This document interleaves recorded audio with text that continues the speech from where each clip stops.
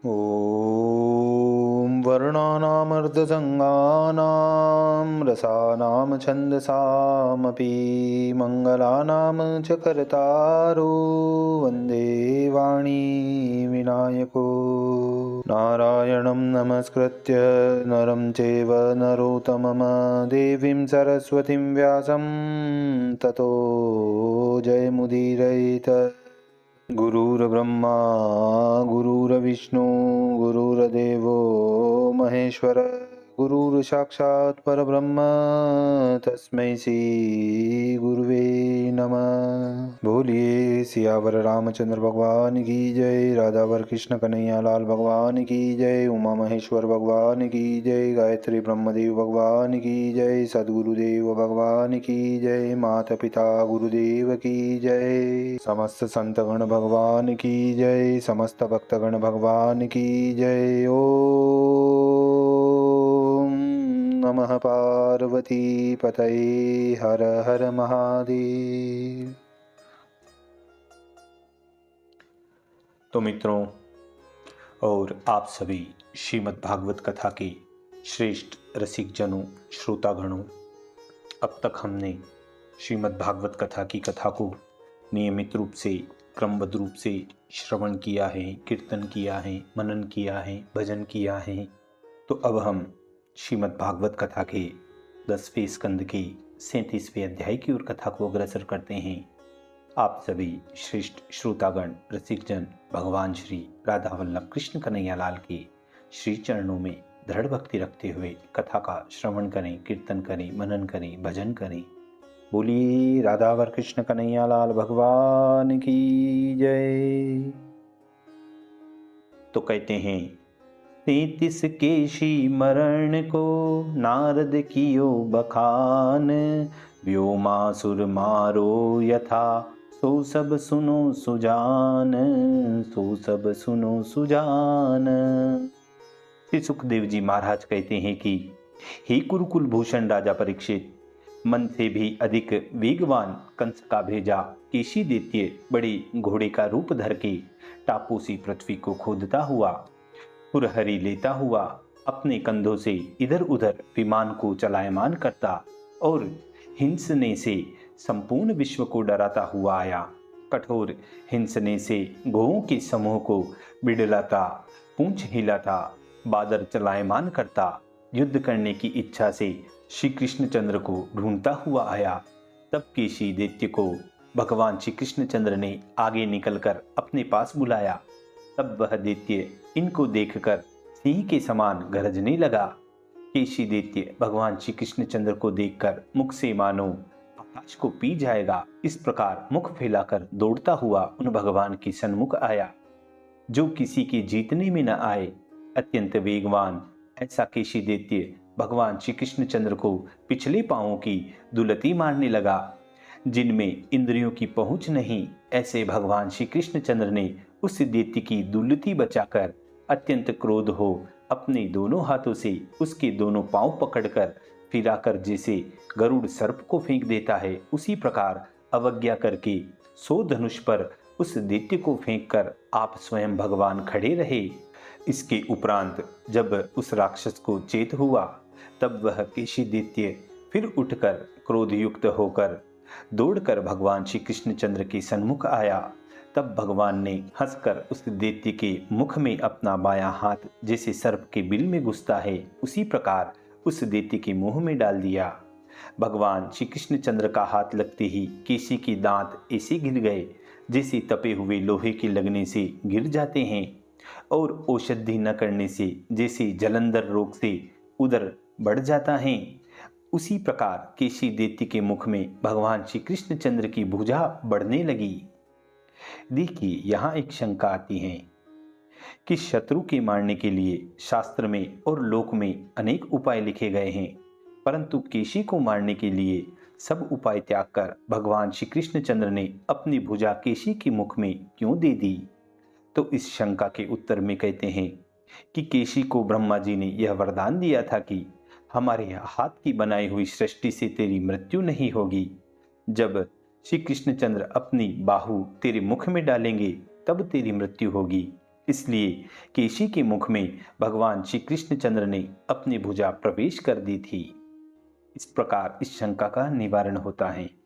अब हम पुनः कथा की ओर चलते हैं, जहाँ कहते हैं कि बढ़ती हुई कृष्णचंद्र की भुजा से उसका श्वास रुक गया, अंग में पसीना आ गया, नेत्रों के तारे निकल आए। इस प्रकार केशी दैत्य पांवों को पटकता हुआ लीद करता प्राण रहित होकर पृथ्वी पर गिर पड़ा। प्राण मुक्त उस दैत्य के पक कर फटी हुई ककड़ी के समान मुख से महाभुज श्री कृष्ण ने अपनी बाह निकाल ली। यद्यपि इन्होंने शत्रु को अनायास मारा था, परंतु तो भी भगवान ने कुछ गर्व नहीं किया। तब आश्चर्यमान भगवान श्री कृष्णचंद्र के ऊपर फूल वर्षा कर देवता लोग उन भगवान की स्तुति करने लगे। श्री सुखदेव जी बोले कि हे राजा परीक्षित, इसके उपरांत भक्तों में श्रेष्ठ श्री नारद जी ने कलेश रहित कर्म वाले श्री कृष्णचंद्र के पास आकर कहा कि हे कृष्ण, हे कृष्ण, हे अप्रमेयात्मन, हे योग के ईश, हे जगत के ईश्वर, हे वासुदेव, हे जगदीश्वर, हे विश्व के साक्षी, हे अखिलावास, हे सात्वंता प्रवर, हे प्रभु, तुम जैसी कष्ट में ज्योति रहती हैं, उसी प्रकार सब प्राणियों में व्याप्त गूढ़ अर्थात सब में रहते हो, परंतु उनको दिखाई नहीं देते, क्योंकि बुद्धि के परे हो, साक्षी हो और आपका स्वरूप देखने में नहीं आता। महापुरुष ईश्वर हो, इस कारण जीव आपके स्वरूप को नहीं जान सकते। तुम स्वतंत्र हो, इसलिए तुम्हें साधन की अपेक्षा नहीं है, क्योंकि तुम तो अपनी माया शक्ति से ही गुणों को बनाते हो। वह उन्हीं से सत्य संकल्प ईश्वर आप इस जगत को रचते हो, पालते हो और फिर संहार भी कर देते हो। तुमने राजा रूप दैत्य और राक्षसों का नाश करने के लिए और धर्म मर्यादा की रक्षा करने के लिए अवतार लिया है।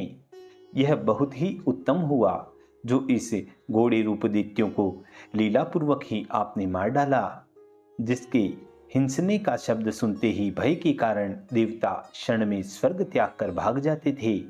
हे विभो, परसों को तुम्हारे हाथों से चाणूर, मुष्टिक और मल्लों को तथा कुवलया पीड़ हाथी वह राजा कंस को मरा हुआ देखूंगा।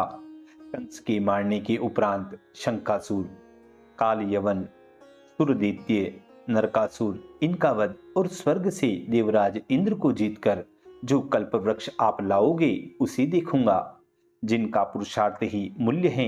इसी राजकन्याओं का विवाह और हे जगतपति, द्वारका में जाकर जो नृग राजा को पाप से छुड़ाओगे वह देखूंगा। जामवंती के साथ समयंतक मणि का पीछे लाना और सांदीपन गुरु के महाकालपुर में मरे हुए पुत्रों को सजीव लाकर देवोगे वह सब देखूंगा। फिर मिथ्या वासुदेव का मारना, काशीपुर को जलाना, दंत वक्र का मारना और राजा युधिष्ठिर के राजसूय यज्ञ में शिशुपाल का मारना देखूंगा। और भी द्वारका में वास करके तुम जो जो लीला करोगे उन सभी लीलाओं का कवि लोग पृथ्वी पर गान करेंगे। इसके उपरांत काल रूप आप इस पृथ्वी का बोझ उतारने के लिए अर्जुन की रथवान होकर सेनाओं का संहार करोगे, वह सब हम देखेंगे। केवल ज्ञान मूर्ति अपनी पूर्णानंद स्थिति से पूर्ण काम, सत्य संकल्प और अपनी चैतन्य शक्ति, अपने तेज से, नित्य माया से निर्वृत्ति और हम 6 प्रकार के ऐश्वर्य युक्त तुम्हारी शरण को प्राप्त होते हैं। ईश्वर स्वतंत्र अपनी माया से सब प्रकार से विशेषों की कल्पना करने वाले, क्रीड़ा के लिए अभी मनुष्य देह धारण करने वाले यदु, वृष्णि, सांत्वतों में अग्रगणी आपको मैं नमस्कार करता हूँ। श्री सुखदेव जी बोले कि हे नृपश्रेष्ठ परीक्षित, भक्तों में श्रेष्ठ मननशील भगवान श्री कृष्णचंद्र के दर्शन से प्रसन्न होकर नारद जी इस प्रकार यादवपति श्री कृष्णचंद्र को नमस्कार करके और आज्ञा लेकर चले गए। ब्रजवासियों को सुख देने वाले भगवान श्री कृष्णचंद्र युद्ध में केशी को मारकर ग्वाल बालों सहित पशुओं का पालन करने लगे। एक समय गायों की पालन करता ग्वाल बाल गोवर्धन पर्वत के शिखर पर गायों को चराते हुए और चोर पालन का मीस कर छिपा छिपी खेल करते हैं। हे राजन, उस खेल में कितने ही बालक चोर बने और कितने ही रखवाले बने और कितने ही भेड़ बने। इस प्रकार निर्भय होकर खेलने लगे। इतने में ही मई दैत्य का पुत्र अत्यंत मायावी व्योमासुर नामक दैत्य ग्वाल का रूप धारण करके चोर बनकर जो बालक चोर बने थे उनको चुराकर ले जाने लगा। वह दुष्ट दैत्य उनको ले जाकर पहाड़ी की गुफा में डालकर शिला से गुफा का मुंह बंद कर देता था। जब केवल 4-5 ग्वाल शेष रह गए तब साधु पुरुष के शरण देने वाले भगवान श्री कृष्णचंद्र ने मन में विचार किया कि हमने तो खेल किया है, यह सच्चा ही चोर आ पहुंचा क्या। इस कारण उस दुष्ट का छल जानकर गोपों को ले जाते हुए व्योमासुर को जैसे सिंह बलपूर्वक व्याध को पकड़ लेता है उसी प्रकार उन भगवान ने उसे पकड़ लिया। उस बलवान दैत्य ने अपना शरीर पर्वत के समान धारण कर लिया और छुड़ाने के लिए बहुत तेरा यत्न किया, परंतु पकड़ने से आतुर हो गया, इसलिए कृत कार्य उसे न हुआ।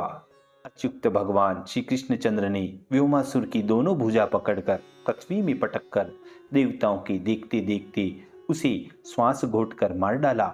इसके उपरांत गुफा का ढकना तोड़कर गोपों को कष्ट से बाहर निकाला और देवता गोप जिनकी स्तुति करें इसी भगवान श्री कृष्णचंद्र गोकुल में आए। इसी मधुर संवाद के साथ श्रीमद् भागवत कथा के 10वें स्कंद के 37वें अध्याय 37वें अध्याय की पूर्णता व समाप्ति होती है। बोलिए श्री कृष्ण कन्हैया लाल भगवान की जय।